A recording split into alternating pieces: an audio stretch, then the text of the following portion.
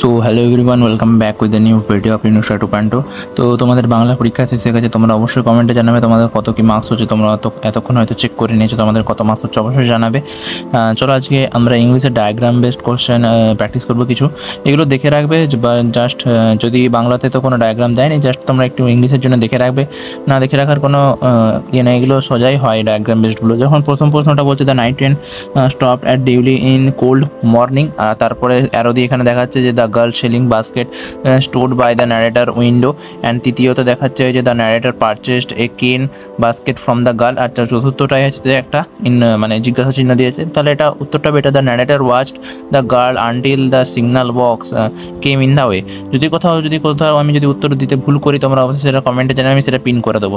তো দ্বিতীয় নাম্বার প্রশ্নটা দেখছি, দ্য গার্ল অ্যাপিয়ারেন্স কী ছিল? পেল স্কিন, ডার্ক আইস ছিল, অ্যান্ড হচ্ছে শাইনি ব্ল্যাক হেয়ার ছিল।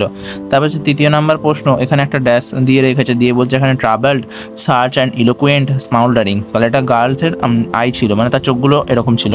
ওগুলো একটু ভালো করে পড়বে।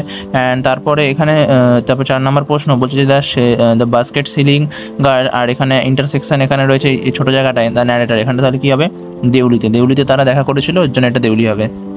তারপরের প্রশ্ন বলছে যে হয়েছে একটা ডায়াগ্রামের, ওকে।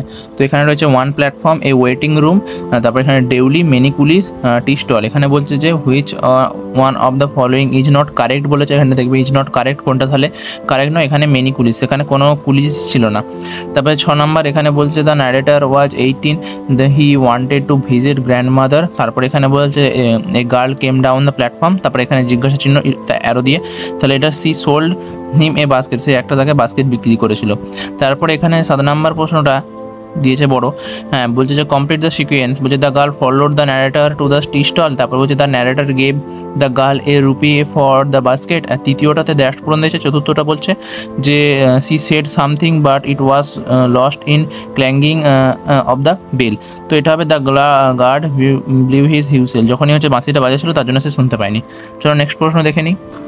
তো নাইট ট্রেনের ডিউলি থেকে লাস্ট দুটো প্রশ্ন আছে, দ্য টি স্টল অফ ওনার, এটা কি সেলিং টি করছে, বিক্রি করছিল, চা বিক্রি করছিল, and the narrator studies in college, okay. আর 9 নম্বর এবং লাস্ট প্রশ্ন আজকের ভিডিওর বলছে যে দ্য টি স্টল ওনার, এখানে small dirty clothes, dirty dry and wrinkled and fat, এটা কি বলছে? Find out the odd one.